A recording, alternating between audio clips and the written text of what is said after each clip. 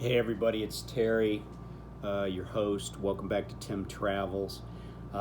So, as promised, I got my preliminary pay statement, my last preliminary pay statement from GP Transco. I promised everybody that I would provide numbers for this first quarter, or excuse me, first third of the year. So it's what I've done is basically taken the first 17 weeks, so 17 weeks of 2021, and I've crunched the numbers on mileage and total compensation while at GP Transco. So the first thing I'm going to talk about is the mileage. So for that 17 weeks, so basically, 1st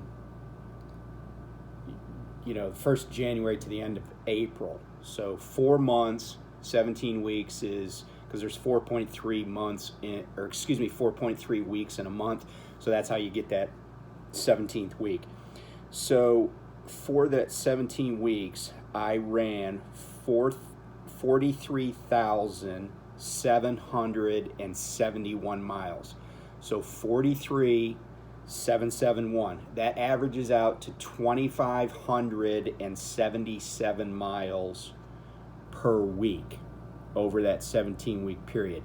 My high mileage, in other words, the week that I had the most mileage, that mileage was 3,930. So a little over 3,900 miles. And candidly, that's because of how the pay periods work more than the fact that some people might be like, I don't know how you could run that many miles in 7 days. And the truth is that would be a little bit tough. Actually, it'd be very tough, but really that's probably like 8.5 days of running. But the way the pay periods worked out. The low mileage was 1,237. Now, I got a little secret to tell you. So,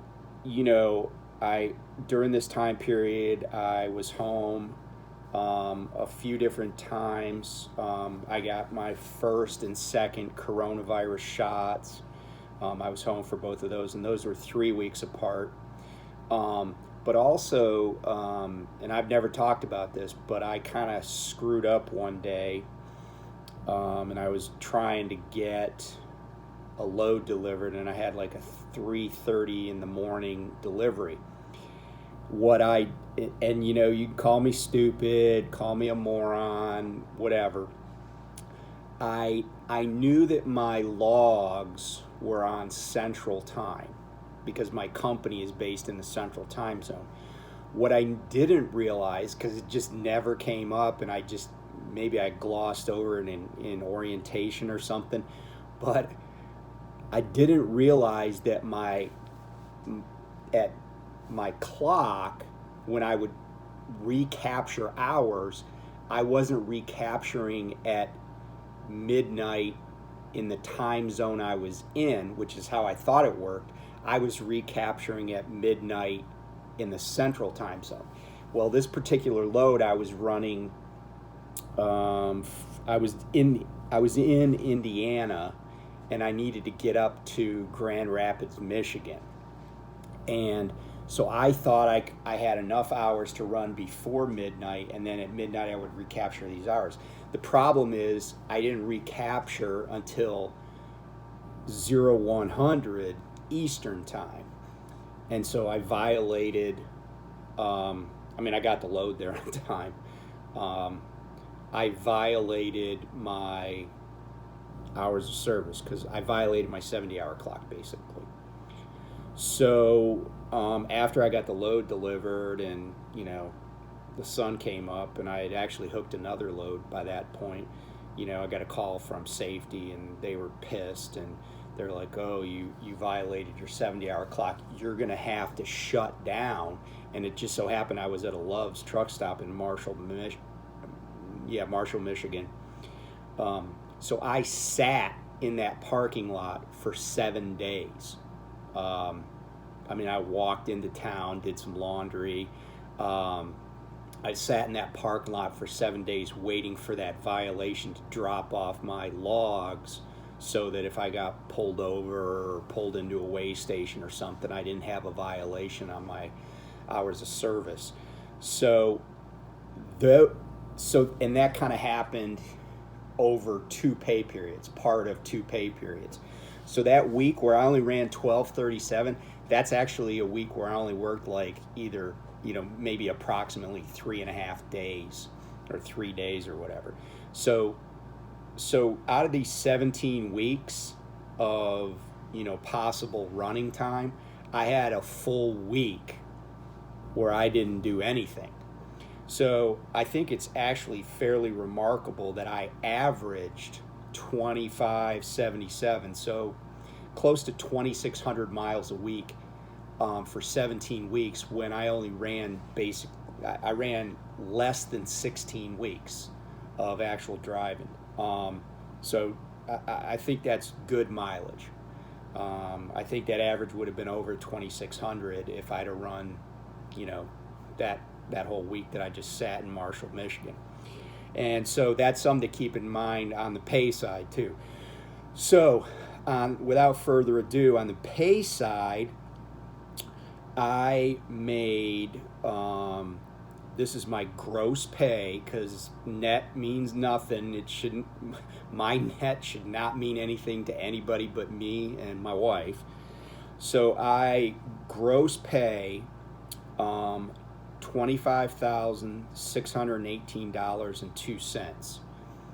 That averages out to $1,506.94. So basically $1,507 per week over that 17 weeks. And again, I only ran 16 out of that 17 weeks, and had a few days off actually at home. In addition to the $25,618.02, the company, GP Transco, contributed $1,024.72 to my 401k over that time period. Now, I also contributed, but I'm giving you my gross pay numbers. So they added that $1,024 for a grand total of compensation of $26,642.74 over those 17 weeks.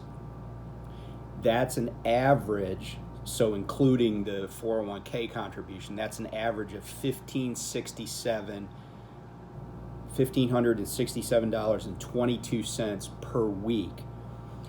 If you take that number and you extrapolate over a year period, so multiply that times 52 weeks, and again, that would be 52 weeks, but some weeks not running at all. And of course, I probably would be taking vacation or something, but that's still $81,495.44 on an annualized basis. So $81,495.44.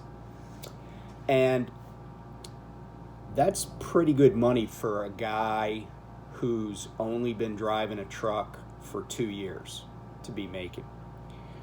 It's not too shabby, and there most areas in the country you can live fairly comfortably on $81,000, $82,000 a year.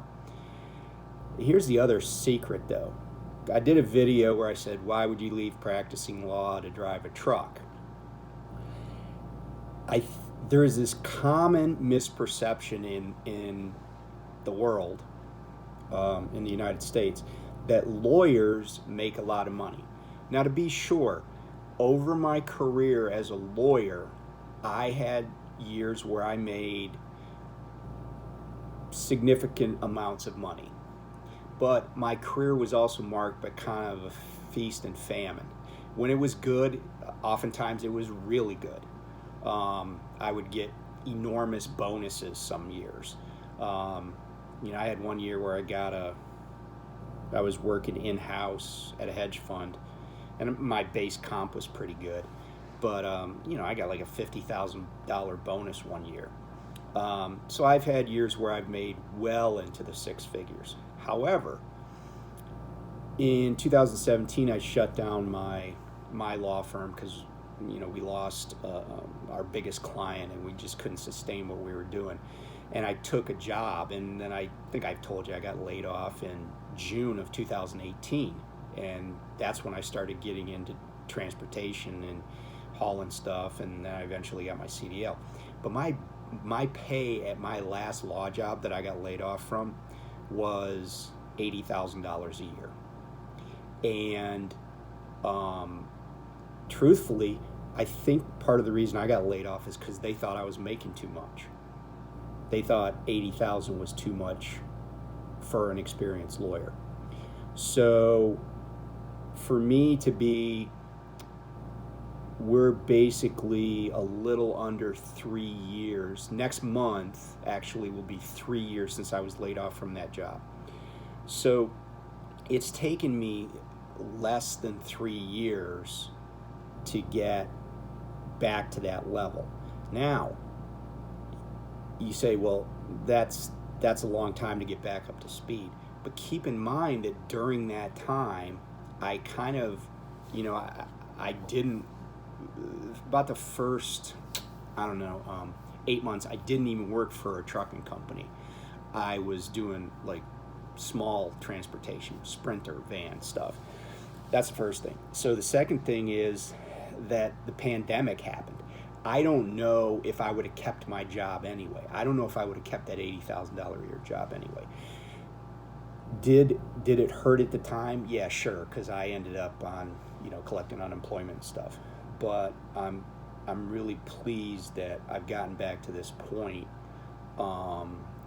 And I have a pension from the military and stuff. So my total comp for this year is, from all sources, is still pretty reasonable. Certainly in the six figures. So anyway, I just wanted to share that with you. Again, as I've said, GP Transco is a good company. They never promised me anything I didn't get. I got paid fairly, and I got paid well. I mean, I think if I stayed there the entire 2021, that 81,000, 82,000 that I'm extrapolating to would probably be right on the mark, or maybe a little higher, because they're getting ready to do a significant pay raise. So I think I probably would have been in the 85 range. So if you got some experience and you like to run, because you could see, I mean, I was averaging almost 2,600 miles a week. You got to run to get that, to average that. But if that's something that you're interested in, I suggest you call them up and talk to their recruiters and see what they have to say. But anyway, thanks for hanging with me. I'm glad I was able to provide this data. And tomorrow, we're going to have a big show, a lot of information about what we're going to be doing going forward. So hope you'll tune in then. Anyway, stay safe. I hope to be back, figuratively and literally in the driver's seat here in a few days.